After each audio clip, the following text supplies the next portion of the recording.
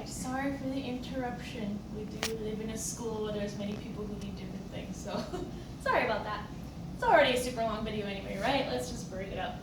So, we were talking before about dense connective tissue. We had dense irregular, which I said kind of looks like that cut red cabbage where you have white, and red, like kind of randomly interlocked with those fibroblasts strewn throughout. So here's our dense regular connective tissue. So this is where people get confused. And don't let yourself be confused, because I will tell you here and now how to avoid confusion, okay? So this might look a little familiar to you guys. Let me show you what I mean.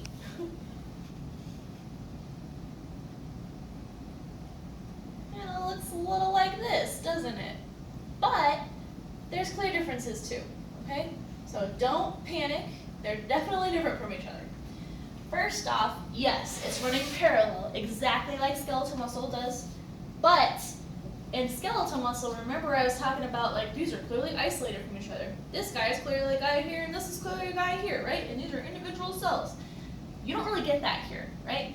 I mean, yeah, you can see a little bit of separation in some places because just naturally, even if you were to cut a piece of tendon and spread it out on a slide, you're going to see spaces between the fibers, just like your hair. Your hair looks like a consistent sheet, but if you were to lay it down on a slide, you'd see that our hairs are separated from each other.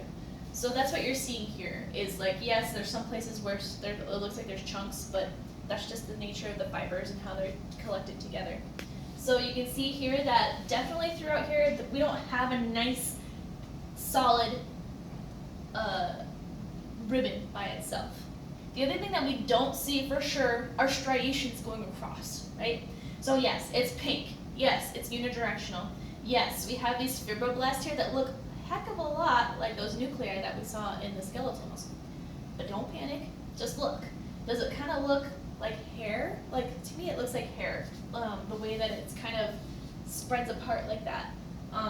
Do I see striations? You know, just look for those things and you'll be able to lead yourself to the correct answer, okay? Just don't confuse those two. It's very easy to do, especially because sometimes you'll see connective tissue like this. Whenever we put out a slide for you, though, we're always going to do something that looks the clearest to us.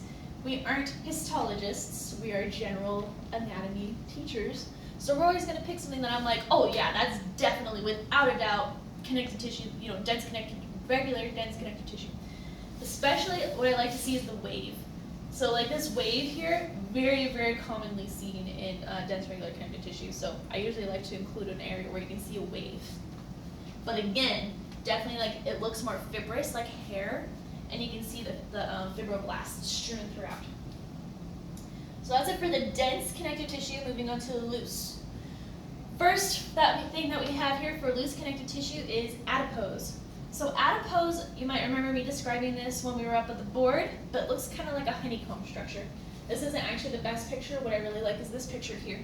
So you can see that there's definitely like this honeycomb structure, or like soap bubbles kind of, but it has these pink rings and then a big white space.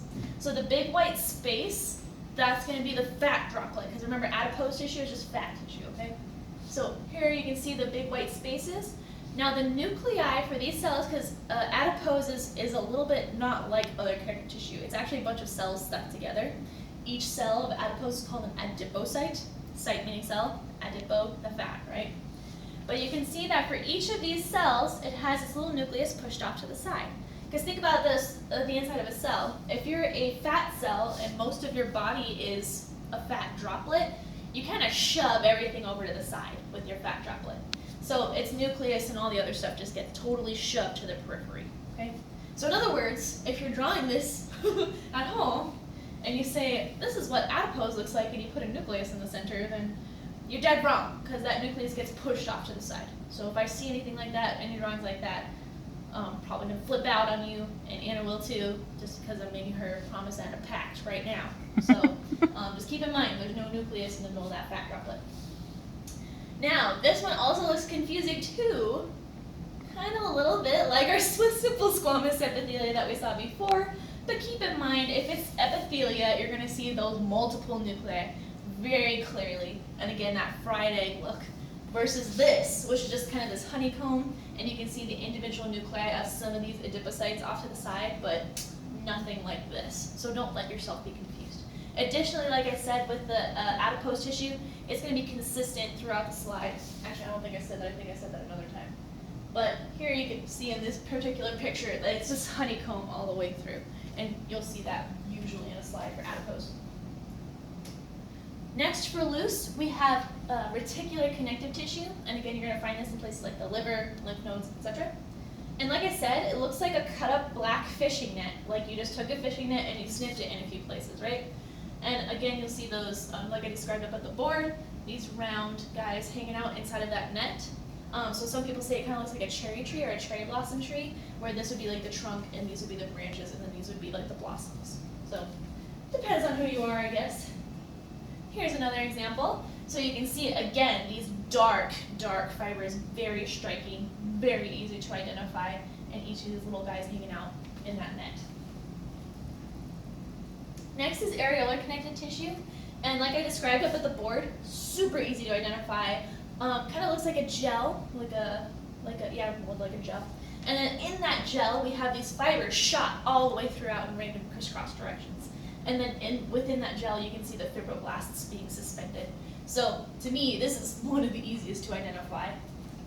Sometimes I like for entrance quizzes and stuff for tissues, I like to pick easy ones to lull you into a false sense of security.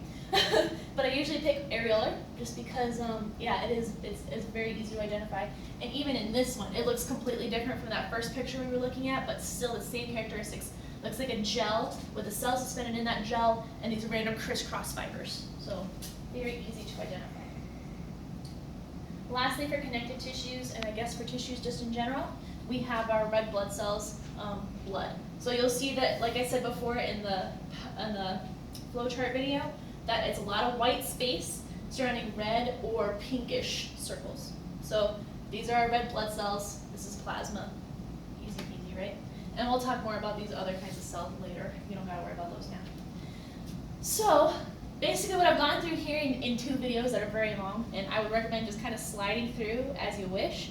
These PowerPoint pictures will be available to you, but I would totally recommend checking this out every now and then, so that way when you're looking in the microscope and you're trying to think about what it is that you're seeing, you have my voice yelling in your head about free spaces and basement membranes, or nicely separated cells, even though there's a lot of them and they're consistently throughout the tissue, still see that it's an individual cell.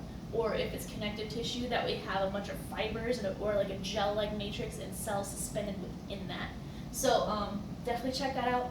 Zoom wherever you want to along that video. Don't sit there, watch it through every single time. Find out where you're weak and focus on that point. So hopefully this was helpful for you.